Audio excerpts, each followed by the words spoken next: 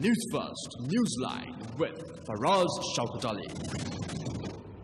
And a very good evening to you. This is Newsline Live, and we are, as always, almost always, broadcasting from the News First studios in Dawson Street in Colombo. Now then, in Sri Lanka, leopards continue to be trapped and killed. The elephant conflict the human-elephant conflict is still ongoing. Elephants themselves are being ill-treated. Rainforests are being cleared. And it appears that this government, or previous governments, all governments, are simply not caring enough about our environment, the future, our environment. In between all this, there is something called the 20th Amendment to the Constitution. This itself has caused great consternation, with one side saying that it's simply not on, despite a two-thirds majority in Parliament. There are various groups who are articulating different positions. It is actually something that has caught the imagination of the Republic of Sri Lanka. To discuss one particular aspect is Mr. Azad Sali. Very good evening to you, Mr. Sali. Very good evening, Faraz. Now, what exactly about the, I know we're not here going to talk today about the environment. We will do that during the week.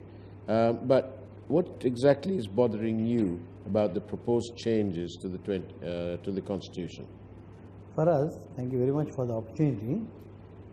We as Sri Lankans have been living together for decades in harmony. We have the Buddhist community, we have the Tamils, we have the Muslims, we have the Christians, we have the Malays and the Burghers. We have been living very, very peacefully for centuries without any harm. You will remember, for the Kandyan you have the Kandyan law. For the Tamils you have the Tesavalam law. For the Muslims you have the Sharia law. But as far as Muslims are concerned, a big confusion is there among people as to what Sharia is. Sharia itself is law, right? What, as other religions preaches, that unity, diversity, respecting each other, all these have been very well looked after, and it has gone on for centuries. But here, they come out with a new story that one country, one law. One country, one law is good if it is going to be for everybody. But now this 20th Amendment was never told. The macro details of this were not spelled out during election for us. Right? If you had told the people that you are wanting a two-third majority to bring Basil Rajapaksa to Parliament, nobody would have voted. If you say the amendments are coming to remove the independent commissions, nobody would have voted for you. You don't say that. All what you said was the country's security is at stake. After the 21st April Easter attack, that was the campaign, and who is responsible is still not known. Right? So there is a big story behind the 21st April episode. So we will forget it. There is a presidential commission sitting on it. We will see what is the outcome.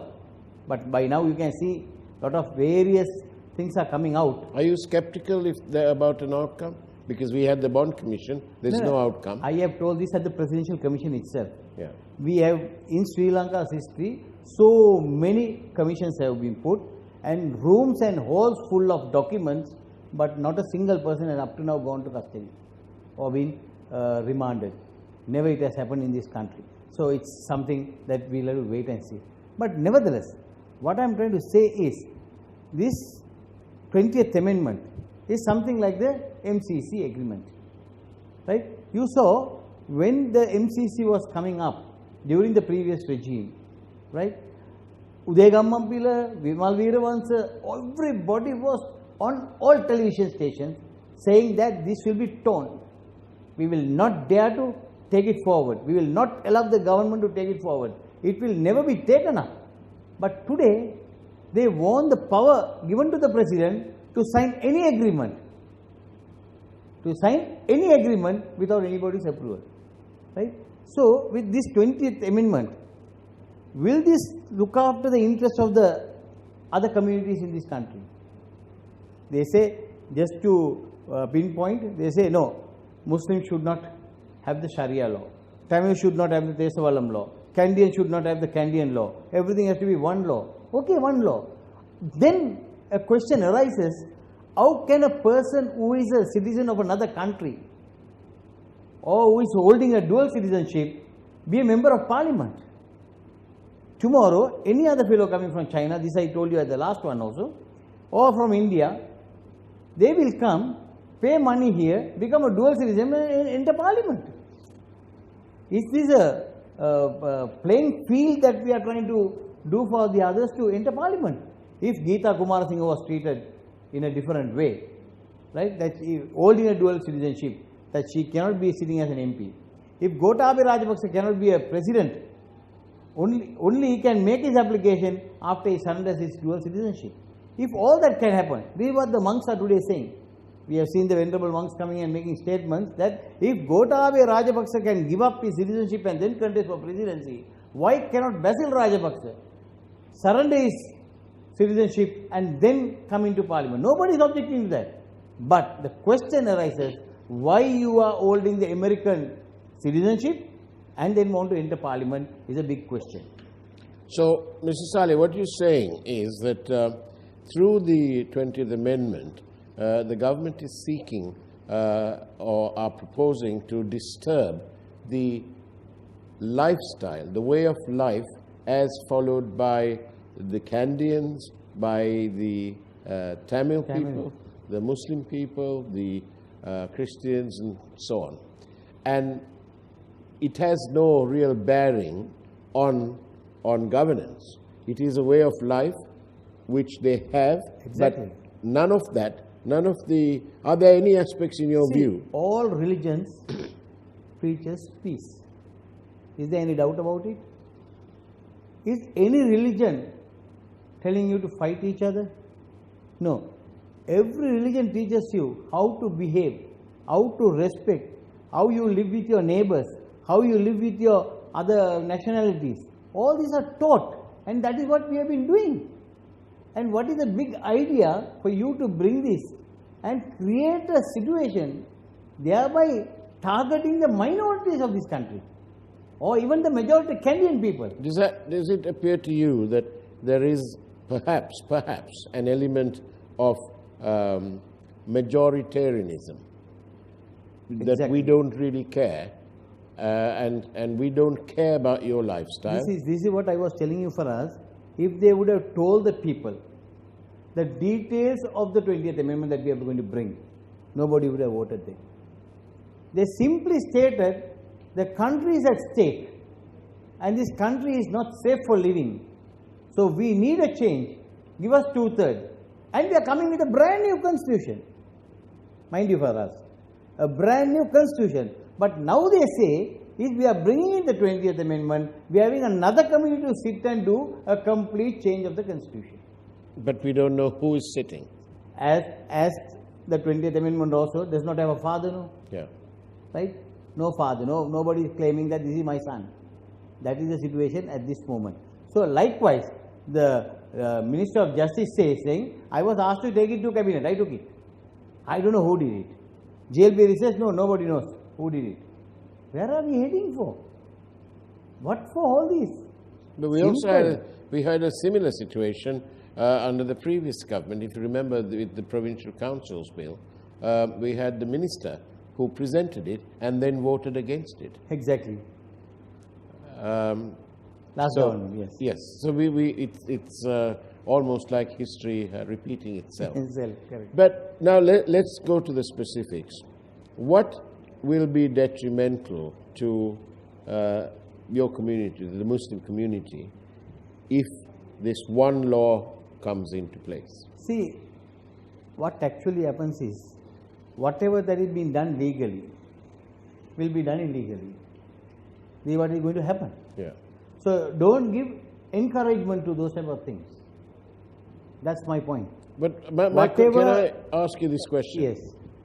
Is there anything in the lifestyle of, say, a person who's following Islam, Muslim person, is there anything that they follow in their lifestyle which will impact adversely on any other community?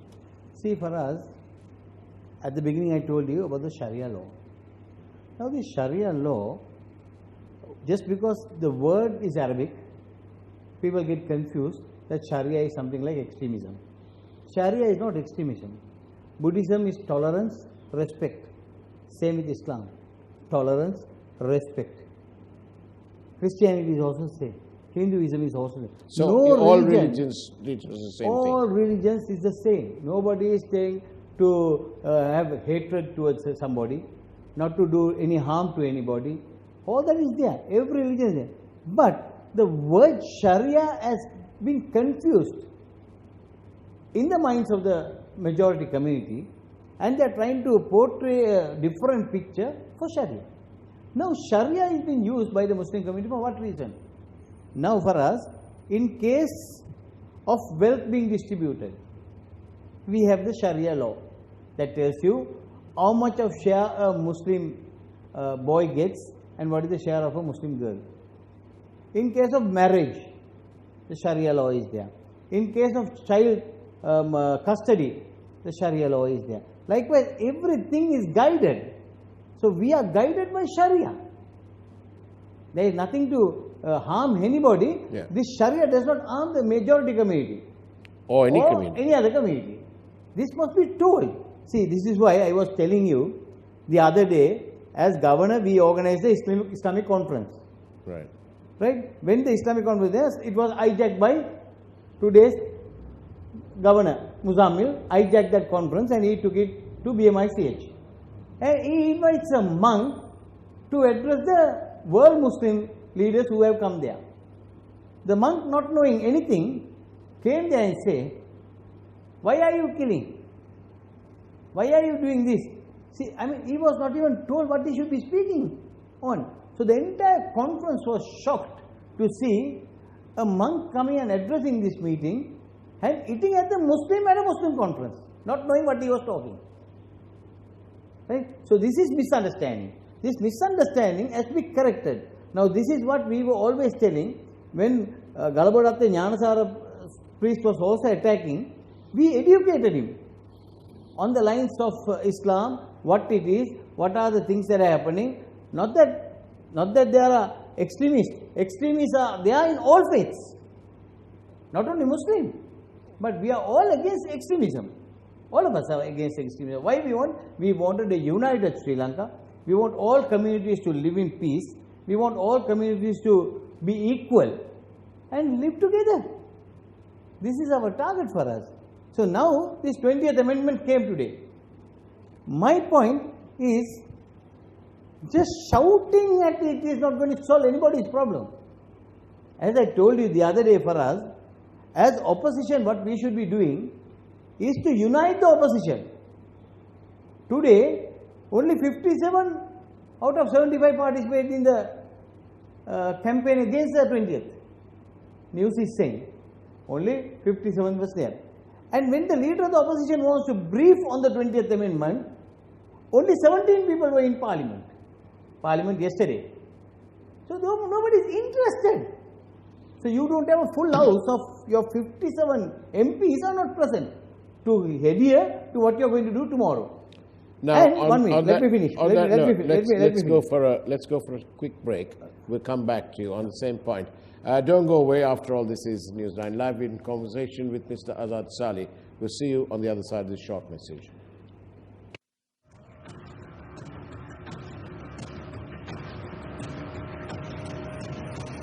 News First, Newsline with Faraz Shaukat Ali.